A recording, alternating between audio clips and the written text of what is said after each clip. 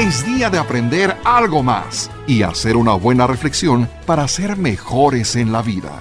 ¡Claro! Te acompaña ese amigo que te guiará en tu camino. Él es el Padre José de Jesús Aguilar Valdés, la voz amable de la radio. Esto es En tu Camino.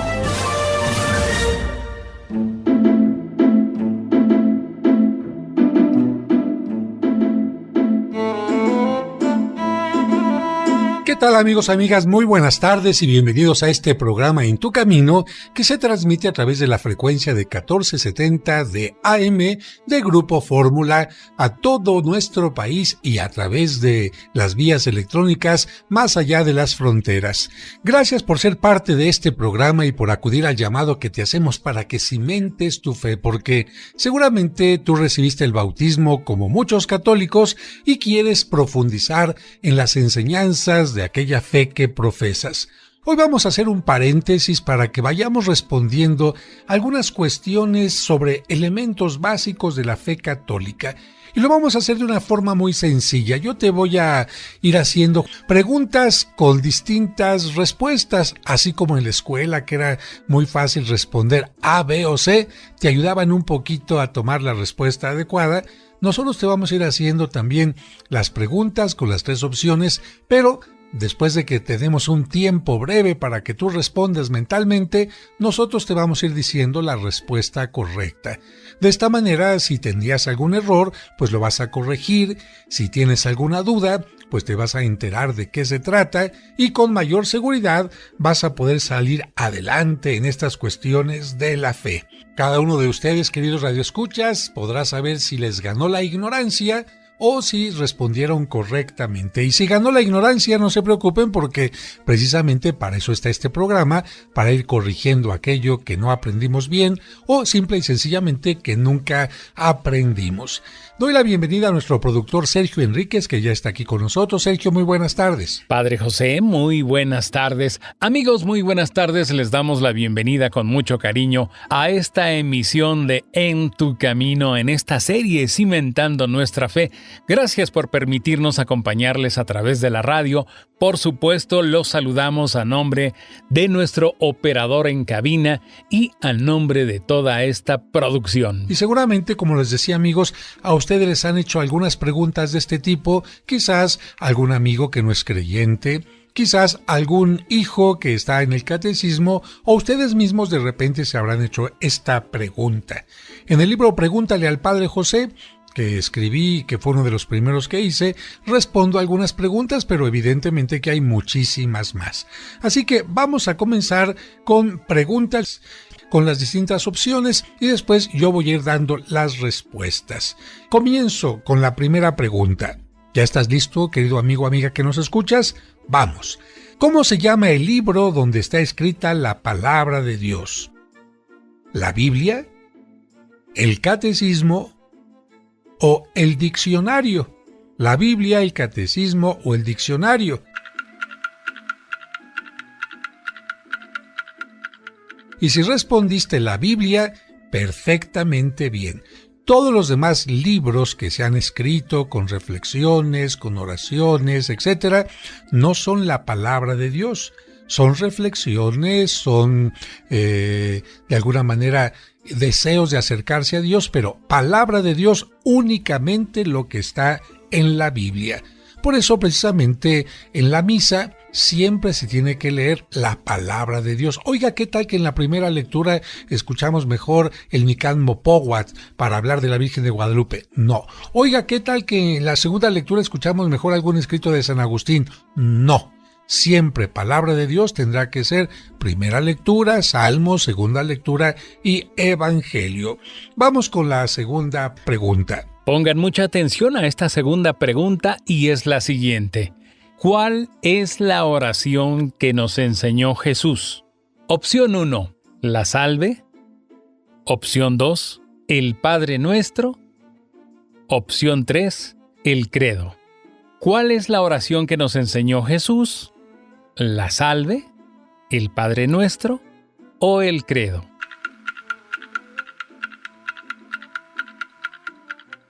Desde luego, si su respuesta fue el Padre Nuestro, han contestado correctamente. Efectivamente, los apóstoles le dijeron, enséñanos a orar, y Jesús les enseñó el Padre Nuestro.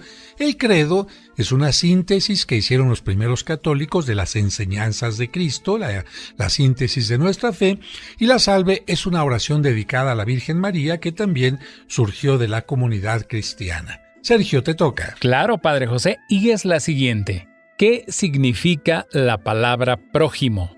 La repetimos. ¿Qué significa la palabra prójimo?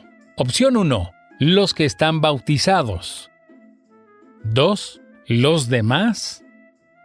Y opción 3. Los católicos.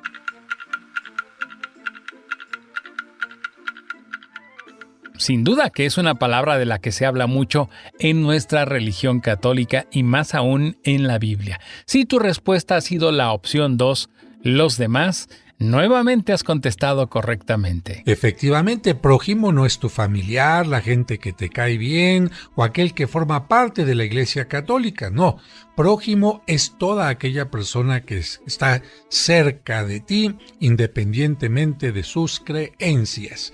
4. ¿Qué es lo más importante de la fe de los católicos? ¿El Papa? ¿La Virgen? ¿O la resurrección de Jesús? Bueno, evidentemente que aquí es muy sencillo responder.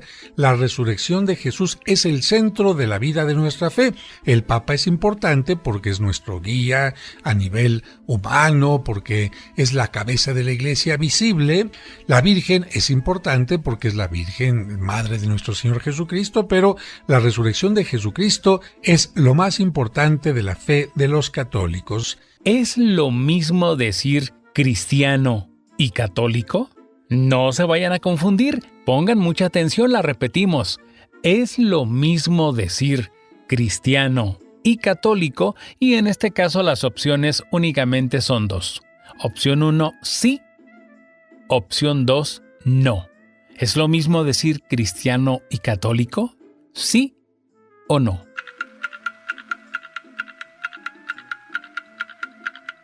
Bueno, esperamos que todos hayan contestado correctamente y aunque los católicos somos cristianos, la respuesta es no. No es lo mismo decir cristiano y católico. Cristiano es toda aquella persona que sigue a Cristo. Entonces los metodistas son cristianos, los protestantes son cristianos, los anglicanos son cristianos, los testigos de Jehová son cristianos, los mormones son cristianos. Todos los que siguen a Cristo se llaman cristianos, pero dentro de todos estos grupos hay una gran diversidad porque algunos creen en el Padre, pero no creen en el Espíritu Santo, algunos creen en Cristo, pero no creen en la Virgen María, algunos creen en Cristo, pero no aceptan a los santos como seguidores de Cristo, algunos creen en Cristo, pero no aceptan los sacramentos, etc. Por eso, la verdadera fe que fundó Jesucristo no es solamente la de los grupos que han surgido diciendo vamos a seguir a Cristo. No, Cristo nos enseñó algo totalmente completo que tenemos que aceptar y eso es precisamente lo que creemos los católicos. Y la siguiente pregunta, Padre José, amigos del auditorio, pues va relacionada con lo que acabamos de contestar, con lo que acaba de explicarnos el Padre José. ¿Los católicos somos cristianos? Esa es la pregunta, pongan atención. ¿Los católicos somos cristianos? Opción 1, sí. Opción 2, no.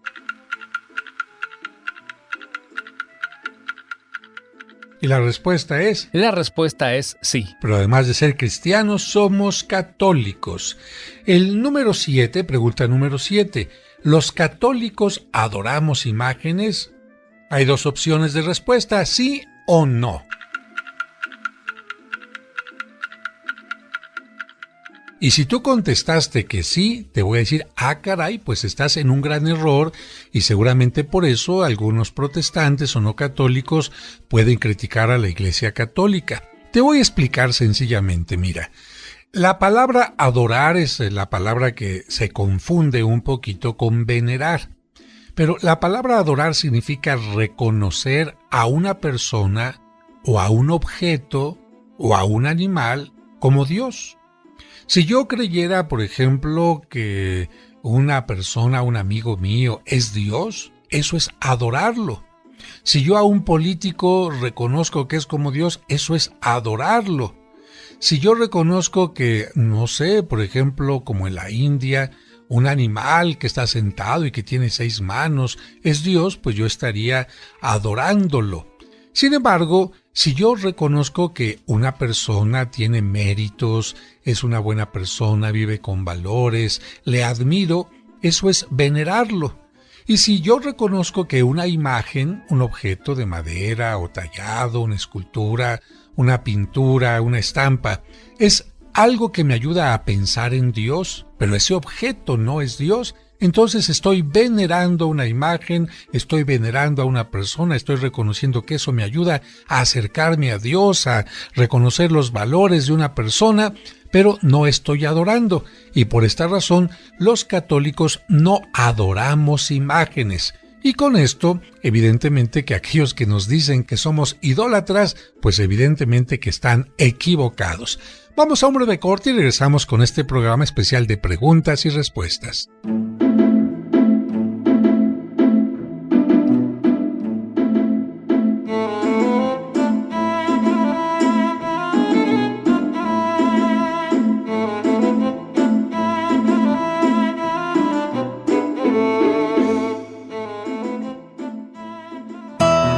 Seguimos acompañándote en tu camino. Ya volvemos después de la pausa. En tu camino, un programa para encontrar la meta.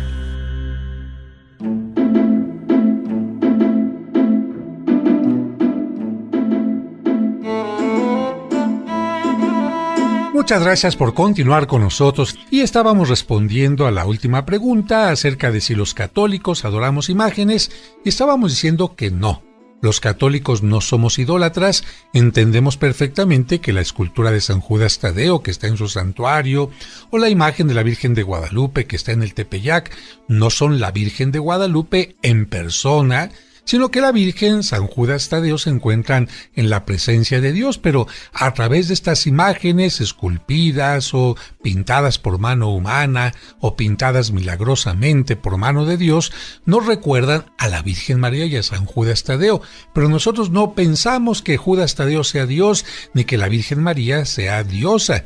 Ellos son criaturas de Dios, maravillosos ejemplos de nuestra fe, seguidores de Cristo, pero por esta razón no adoramos imágenes. Veneramos la imagen de la Virgen de Guadalupe, veneramos a la Virgen de Guadalupe, veneramos a San Judas Tadeo, etc. Vamos con la siguiente pregunta. Claro, Padre José, es la número 8, por cierto, apenas vamos agarrando calor.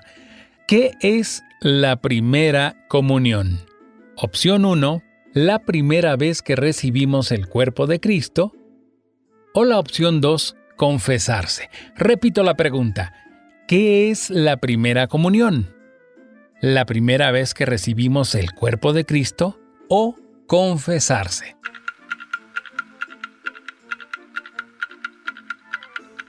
Desde luego, la respuesta también nos trae a la mente a todos los que ya hicimos precisamente esa primera comunión, pues fue cuando recibimos por primera vez el cuerpo de Cristo, es decir, la hostia consagrada. Así es, amigos, y no tiene que ser con un vestido particular. Miren, les voy a poner un ejemplo. Hay personas adultas que pues les da pena hacer la primera comunión porque piensan, ay, es que voy a tener que ir vestido con el vestido blanco como las niñas o como los niños. No, si tú eres adulto y quieres recibir a Cristo en una forma sencilla, simplemente después de que te preparaste, vas a la iglesia, a la misa como cualquier persona y te acercas a la hora que todo el mundo va a comulgar. Te acercas tú para formarte y ahí recibes la primera comunión. Nadie se va a dar cuenta, solamente tú y tu padrino o tu madrina que se acerque junto a ti. Generalmente el sacerdote pide que las personas que lo hacen pues sean apoyadas por la comunidad y por eso se les pone un reclinatorio en el centro, llevan una vestimenta especial y la oración de la comunidad está con ellos, pero si alguna persona la quiere hacer totalmente discreta, así lo puede hacer. Y hay incluso momentos en que las personas han hecho la primera comunión sin la debida preparación. Te voy a poner el ejemplo. Un día, una mamá estaba con su hija en la iglesia y pues la hija tenía ya 9 años, pero no se había preparado totalmente para recibir la primera comunión. Entendía lo que era la comunión, que Cristo estaba presente, pero no sabía toda la preparación. Y bueno, estuvo tan bonita la homilía del sacerdote que la mamá se acercó a comulgar, ella sí estaba preparada, y la niña, detrás de la mamá, sin que ella la viera, se acercó también. El padre, como presenta la comunión y dice el cuerpo de Cristo y la gente responde amén, le preguntó a la niña, ¿verdad? El cuerpo de Cristo. La niña respondió amén, y como la mamá había comulgado y no sabía quién estaba detrás de ella, ni cuenta se dio y la niña recibió la comunión. ¿Cuándo hizo esta niña la primera comunión? Bueno, te voy a decir una cosa. Después de que pasó esto, su mamá dijo, ¡ay, es que no está preparada todavía totalmente y yo quería hacer una fiesta especial! Muy bien, la niña siguió yendo al catecismo y un día le hicieron una fiesta especial con su vestido blanco, se le puso el reclinatorio, le hicieron fiesta, pero la primera comunión fue cuando esa niña se acercó a recibir a Cristo por primera vez, aunque no estaba totalmente preparada. Así que esa es la primera comunión, cuando recibimos a Cristo por primera vez. Vamos con la siguiente pregunta, Sergio. Seguramente, amigos radioescuchas, ustedes ya están tomando nota sobre cuántas preguntas han respondido correctamente, cuántas han tenido la duda y en cuántas han fallado. Pero no se preocupen, en este programa todos estamos aprendiendo. Siguiente pregunta. ¿Qué es una parábola? Lo hemos escuchado muchas veces en la Biblia. ¿Qué es una parábola? Opción 1. ¿Una mentira? Opción 2, un ejemplo. Opción 3, un sueño. ¿Qué es una parábola? ¿Una mentira, un ejemplo o un sueño? Bueno, amigos, cabe recordar que Jesús muchas veces enseñaba a través de algunas parábolas, es decir, a través de algunos ejemplos. Entonces, la respuesta correcta fue la opción 2, una parábola es un ejemplo. Así es, vamos con la siguiente, que seguramente todo mundo va a responder, a menos que tengan una duda, como algunos de los que nos están escuchando. Pregunta, ¿cuántos son los mandamientos? Opciones: 12, 10 o 7. ¿Cuántos son los mandamientos? 10, 7 o 12. Bueno, y si tú respondiste que 10, pues te voy a decir que muy bien. Y si tú dijiste, oiga, padre, es que yo tenía que preguntar otra cosa, y te voy a decir, es que tú eres entonces un poquito más ducho, porque hay 2 tipos de mandamientos. Entonces habría que aclarar. Los mandamientos de la ley de Dios son 10. Los mandamientos de la Iglesia Católica son 5.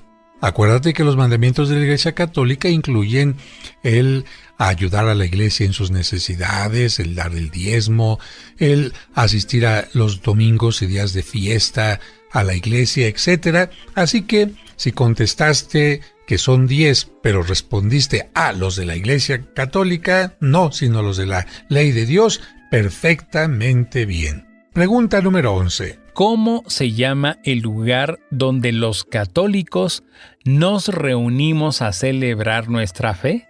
La repetimos. ¿Cómo se llama el lugar donde los católicos nos reunimos a celebrar nuestra fe? Opción 1, se llama sinagoga. Opción 2, mezquita. Opción 3, se llama iglesia.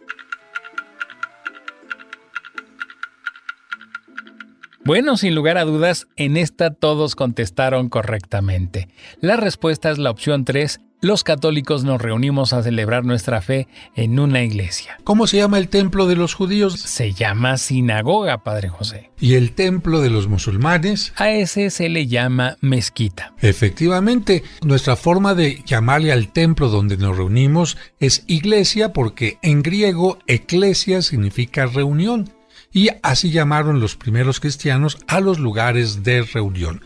Claro que la iglesia puede ser una parroquia, una capilla, la iglesia puede ser una catedral, la iglesia puede ser una basílica, la iglesia puede ser un santuario, pero en forma general se llama iglesia. Te toca, Sergio. Siguiente pregunta, apenas vamos completando la primera docena de preguntas. Pongan atención.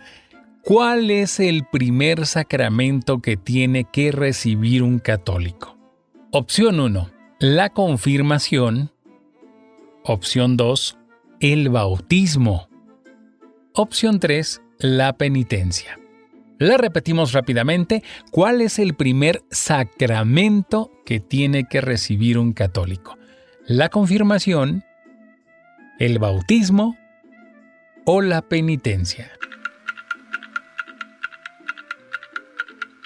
La respuesta es el bautismo. Efectivamente, el bautismo es el primer sacramento por el cual nos convertimos en hijos de Dios y en miembros de la Iglesia y en templos del Espíritu Santo. Siguiente pregunta, número 13. ¿Qué significa la palabra católico? 1. Creyente. 2. Universal. 3. Cristiano. Y si respondiste diciendo que significa universal, entonces perfecto. Por eso decimos la iglesia es católica porque está abierta a todas las personas, porque Cristo vino a salvar a todos aquellos que quieran seguirle. Por esta razón hay una diferencia entre decir pertenezco a la iglesia mormona, a la iglesia, no sé, de tal comunidad, o decir soy católico.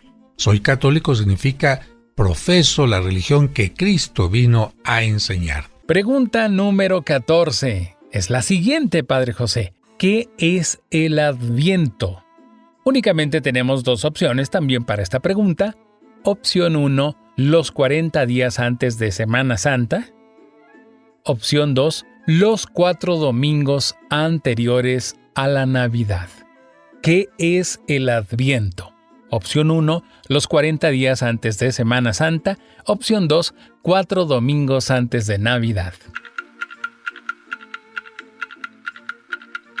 Y la respuesta correcta es la número 2. ¿Qué es el Adviento? Bueno, es el tiempo litúrgico que celebramos desde los 4 domingos anteriores al día de Navidad. Así es, con este tiempo preparamos la llegada de Cristo al final de los tiempos, pero también preparamos el momento en que vino al mundo a salvarnos.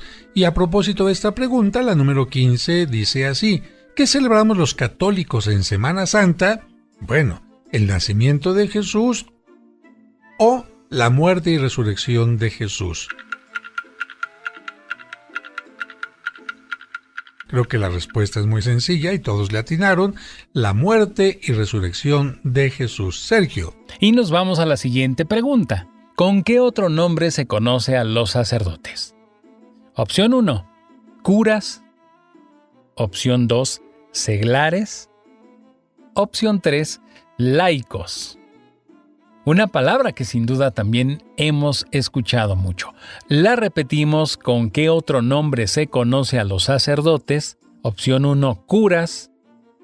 Opción 2, seglares. Opción 3, laicos. La respuesta es la 1. A los sacerdotes también se les conoce con el nombre de curas. Efectivamente, porque los sacerdotes se tienen que encargar de sanar, de curar el alma de todos los fieles. En cambio, la palabra seglar o laico significan todas aquellas personas que están bautizadas, pero que no profesan una ordenación sacerdotal, que no han recibido el orden sacerdotal. Vamos a la pregunta número 17, Sergio. Pongan mucha atención, ¿cuántas han contestado correctamente? ¿Quién fue el primer papa de la Iglesia? Opción 1, San Pablo. Opción 2, San Pedro. Opción 3, San Timoteo. Por supuesto, ya lo dijeron ahí en casita. La respuesta correcta es la 2 y es San Pedro. Por eso al Papa se le llama el sucesor de San Pedro, el sucesor del pescador, pero nunca el sucesor de Cristo. Así como Cristo eligió a Pedro para que estuviera al frente de la comunidad de la iglesia, También el Papa toma el lugar de San Pedro a lo largo de los tiempos. San Pablo fue un magnífico apóstol, San Timoteo fue discípulo de San Pablo, pero San Pedro fue el primer papa en la historia. Vamos a un corte y regresamos con este programa de preguntas y respuestas.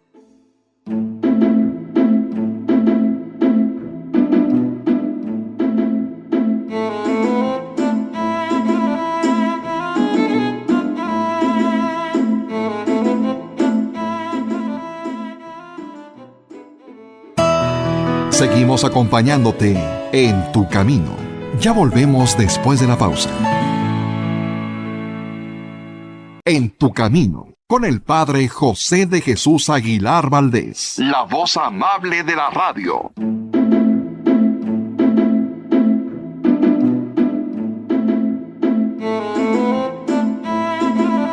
Muchas gracias por continuar con nosotros en este programa de En tu Camino, que está el día de hoy dedicado a preguntas y respuestas.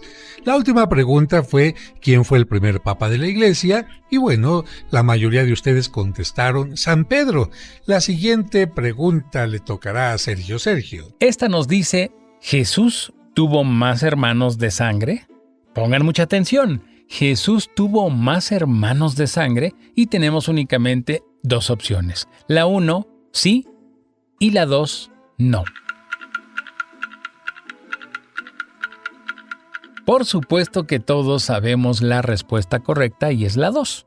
Jesús no tuvo más hermanos de sangre. Efectivamente, la Virgen María solamente tuvo a Jesucristo como hijo único. Si la Virgen María hubiera tenido más hijos, pues Cristo hubiera encargado a María a los pies de la cruz a sus hermanos. Pero una muestra clara de que Jesús no tuvo más hermanos es que en la cruz encarga a Cristo a la Virgen María al apóstol más joven, a San Juan. Y San Juan no era hermano de Cristo ni hijo de la Virgen María, sino que era hermano del apóstol Santiago y su papá era el Zebedeo.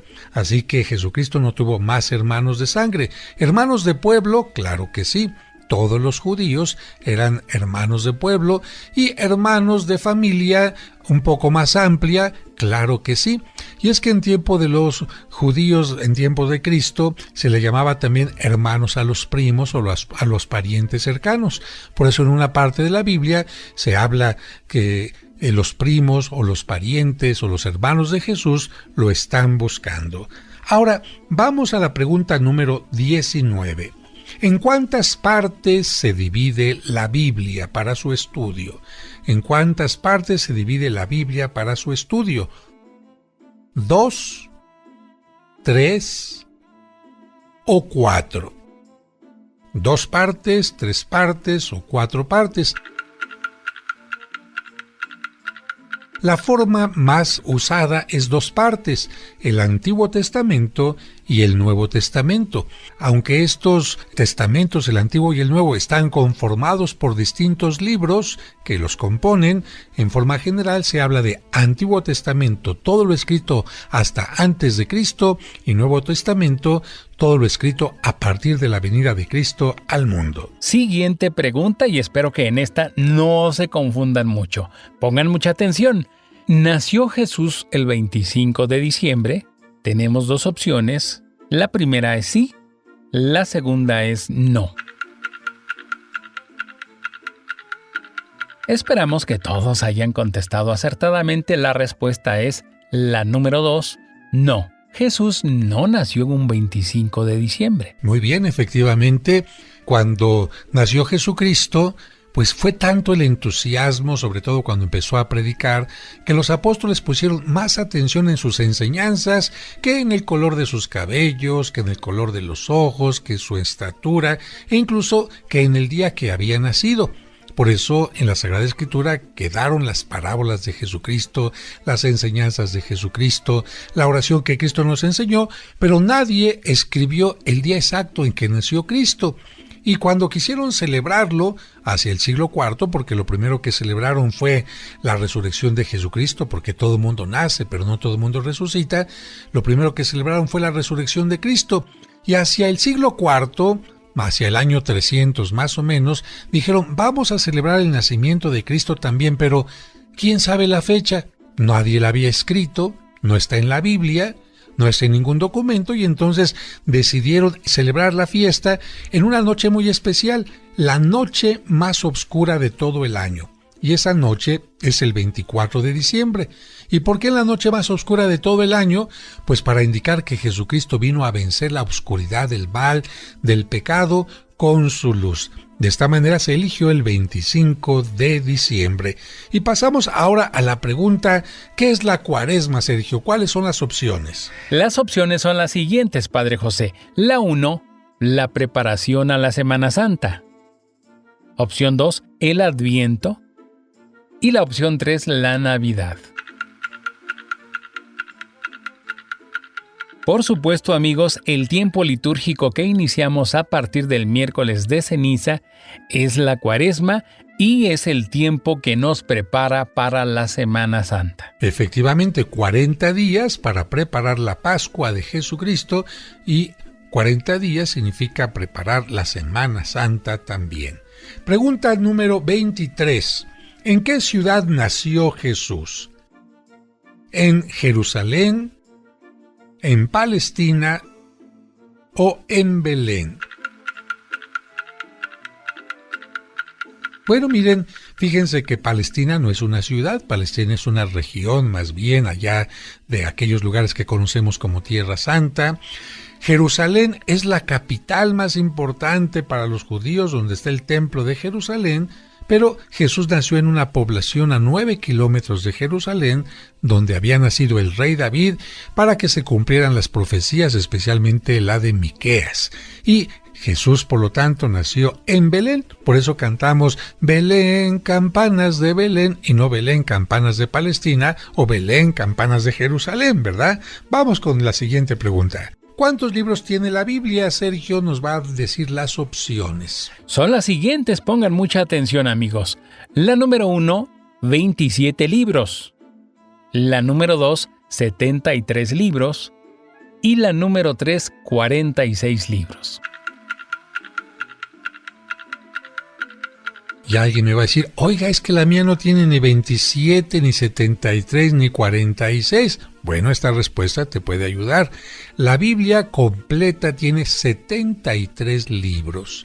La Biblia completa. Sin embargo, los grupos protestantes tienen una Biblia que tiene menos libros, porque los protestantes no tienen el primer libro de los Macabeos, ya es un libro, no tienen el segundo libro de los Macabeos, ya es otro libro, no tienen el libro de Judith, ya es otro libro, no tienen una parte del libro de Daniel, y por esta razón las Biblias de los protestantes no tienen todos los libros de la Biblia católica, y esto hace que tengan conclusiones en sus enseñanzas totalmente equivocadas, como por ejemplo, si el libro de los Macabeos nos enseña a orar por los difuntos, y ellos no tienen ese libro, ellos piensan que no hay que orar por los difuntos, que solamente alegrarse porque ya están con Dios, pero entonces no tienen peticiones de oración como nosotros, que sí pedimos constantemente por los difuntos. Sergio, te toca. Con mucho gusto, Padre José, y esta pregunta es, ¿qué es el miércoles de ceniza? Opción 1 es el comienzo de la Cuaresma.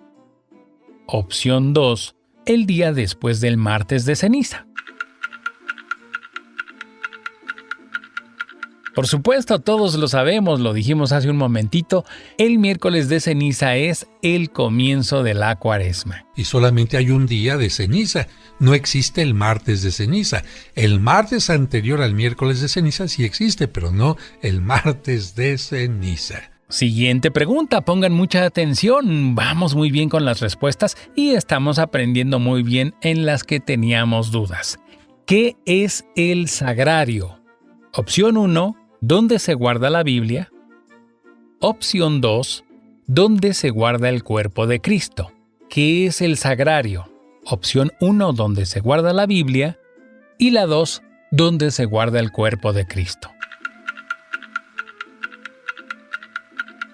Seguramente nos hemos dado cuenta que en las iglesias, en los templos católicos, hay una parte que está al lado del altar donde incluso se coloca una lamparita que está siempre encendida. y ese es el sagrario. Precisamente es donde se guarda el cuerpo de Cristo, es decir, las hostias consagradas. Así es, amigos, desde los tiempos más antiguos, el sacerdote no solamente consagraba las hostias para las personas que iban a comulgar, sino siempre guardaba unas hostias extras. ¿Para qué? Para llevarlas a aquellas personas que están enfermas. Imagínate que yo celebro la misa y le pregunto a la gente, a ver, ¿quién va a comulgar? Muy bien, me dicen somos 25, consagro esas hostias, y después de que termina la misa una persona me dice, oiga, ¿no podría ir a ver a mi mamá que está muy enferma en el hospital y quiere comulgar? Ah, caray, pues es que ya no hay hostias. Tengo que celebrar una misa solamente para consagrar una hostia para esa persona enferma. Evidentemente que no. Por eso se guardan hostias consagradas y el lugar donde se guardan se llama el sagrario. Vamos con la siguiente pregunta. ¿Cómo se llama la religión de los católicos? ¿Religión protestante? ¿Religión judía? ¿O religión católica? Ay, vas a decir, ahora sí nos las dio regalada. Y bueno, efectivamente, nuestra religión se llama la religión católica. Siguiente pregunta, pongan atención, no se distraigan. ¿En qué día de la semana resucitó Jesús? Opción 1, en domingo. Opción 2, resucitó el sábado. Opción 3, en lunes. Y es el domingo, el día que también celebramos todos la Santa Misa. Precisamente por eso los católicos nos reunimos al inicio de la semana y por eso es el primer día de la semana, el domingo, para celebrar la resurrección de Jesucristo y orar en alegría en comunidad. Vamos a un corte y regresamos enseguida.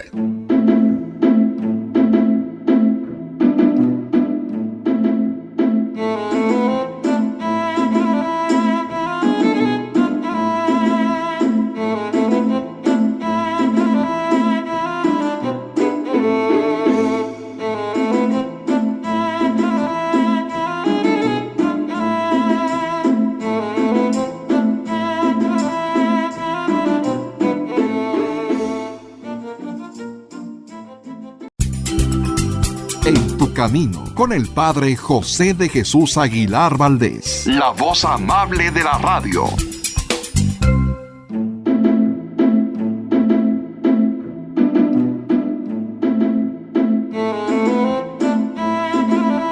Muchas gracias por continuar con nosotros. Siguiente pregunta, dice, ¿hay que entender la Biblia al pie de la letra? ¿Sí o no?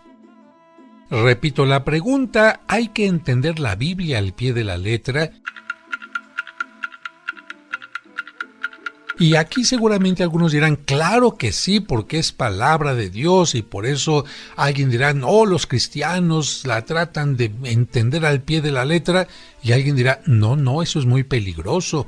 Y te voy a decir lo siguiente, la Biblia fue escrita por personas inspiradas por Dios, pero de acuerdo a un tiempo determinado, de acuerdo a una cultura determinada, de acuerdo a hechos históricos determinados, y por lo tanto la Biblia se tiene que entender de acuerdo a su contexto, de acuerdo al tiempo, porque la Biblia tiene libros históricos, pero también tiene libros simbólicos.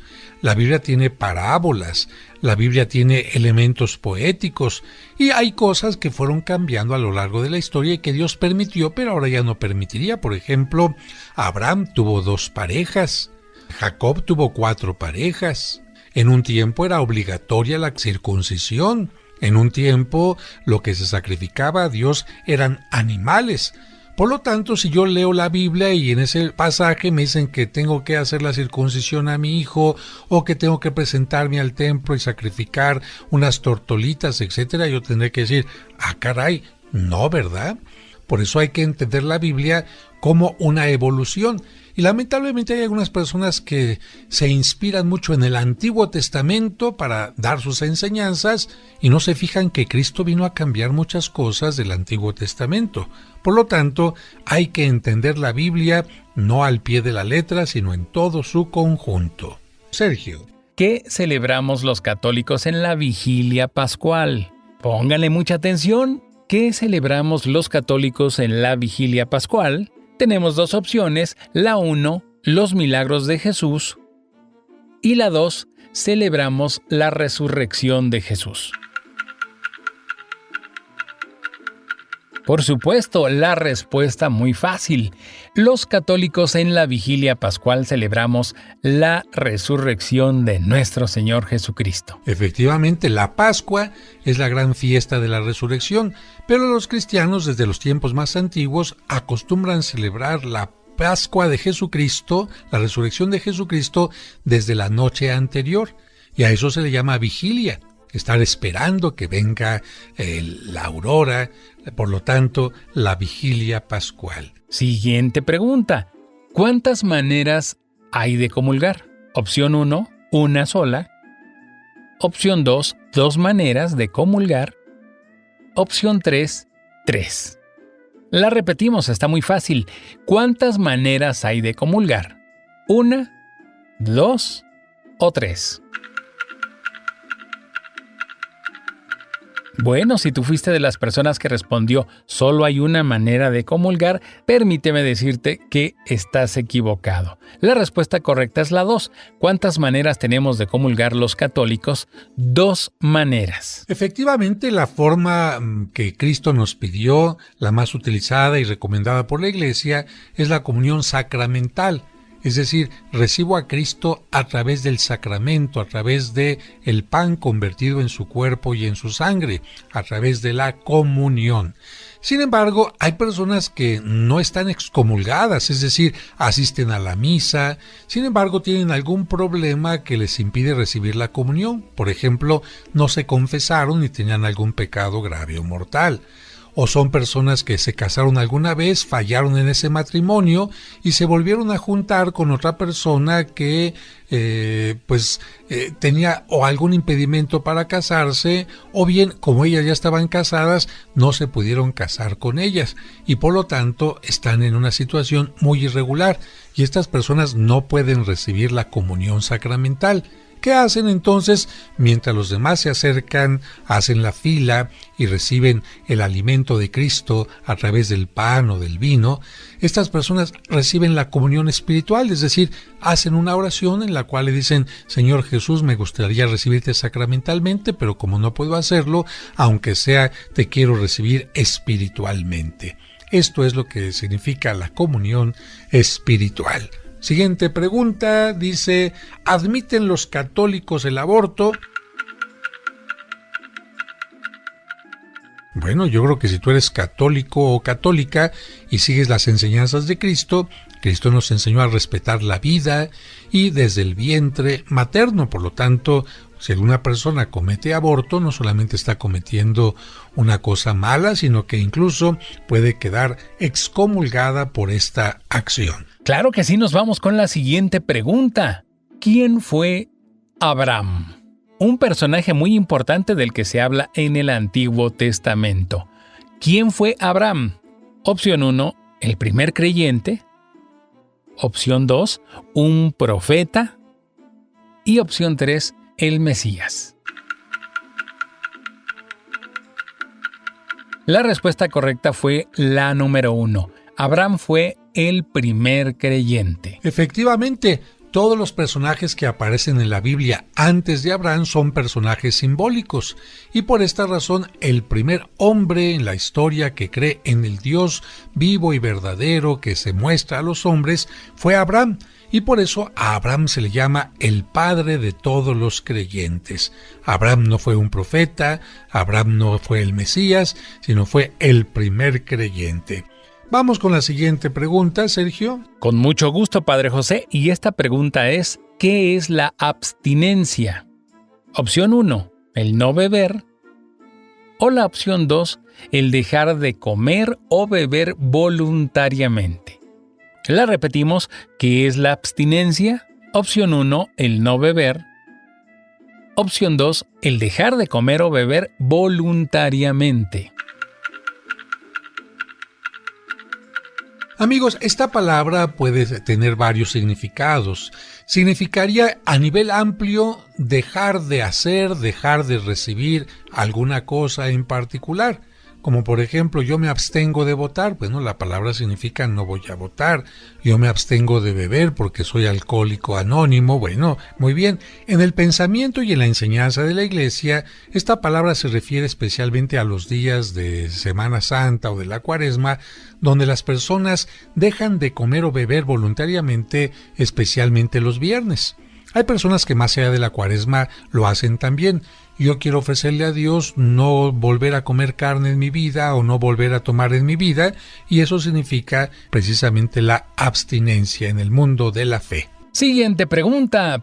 ¿Los católicos practican la abstinencia alguna vez al año? La repetimos, ¿nosotros los católicos practicamos la abstinencia alguna vez al año? Tenemos las dos opciones, la primera sí, la segunda no. Por supuesto, contestaste la primera, sí, estás en lo correcto. Los católicos efectivamente practicamos la abstinencia alguna vez al año y muchos de nosotros más de una vez. La regla general es que ningún viernes del año se puede comer carne. Esta es la ley universal, la ley que está obligada para todos los católicos. En México, por un privilegio del Papa, porque era un país que no siempre daba alimento a toda la población, el Papa permitió, también en otros países, que la abstinencia fuera únicamente los viernes de Cuaresma. Pero si la persona lo puede hacer todos los viernes del año, pues qué bueno. Así que la abstinencia es todos los viernes de Cuaresma y además otro día, el miércoles de ceniza. Son los días de abstinencia que los católicos tenemos que esforzarnos en cumplir. Esto se puso muy sabroso, Padre José, pero ya casi nos vamos. Pongan atención a la siguiente pregunta. ¿Cómo se llama el lugar sobre el que se celebra la Eucaristía? Opción 1, mesa. Opción 2, se llama altar. O la 3, reposorio. Por supuesto, yo creo que la mayoría nuevamente hemos contestado acertadamente.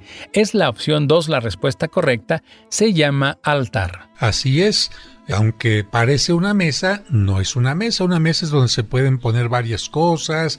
Altar significa donde vamos a ofrecerle a Dios el sacrificio de la Santa Misa. Pregunta siguiente, ¿para qué se tiene el Adviento? Y con esta pregunta vamos a terminar. ¿Para preparar la Navidad o para preparar la Semana Santa? Bueno, si respondiste para preparar la Navidad, son las 4 semanas en las que pongo mi corona de Adviento con las 4 velas moradas o de distintos colores. Atinaste perfectamente bien. Nos despedimos y agradecemos por supuesto la atención de todos ustedes. Sergio Enríquez, muchas gracias por haber estado con nosotros. Padre José, ya nos vamos. Muchas gracias por permitirme acompañarle en esta emisión de En tu Camino, en este programa sabroso de preguntas y respuestas sobre algunos de los elementos de nuestra fe católica. Amigos, ya nos vamos, ya estamos casi cerrando nuestra serie Cimentando Nuestra Fe. Mañana tendremos el programa final, nuevamente con preguntas y respuestas, y el próximo sábado no se pierdan al mediodía nuestros sábados marianos, y el domingo celebremos todos a las 12 en punto la Santa Misa a través de esta frecuencia. Muchas gracias por hacernos llegar también sus preguntas y sus comentarios. Que Dios les bendiga y hasta mañana. Padre nuestro, que estás en el cielo, santificado, sea tu nombre, venga a nosotros, venga tu reino, hágase tu voluntad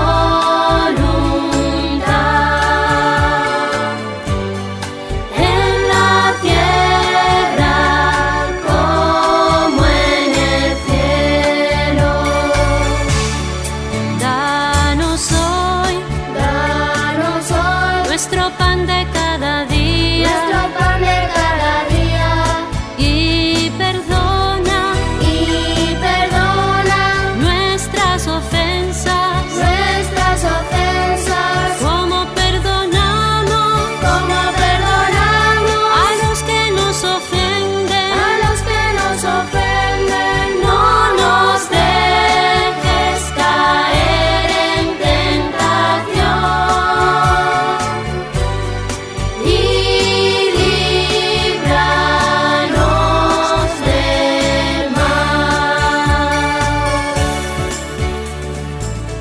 En tu camino, un programa para encontrar la meta.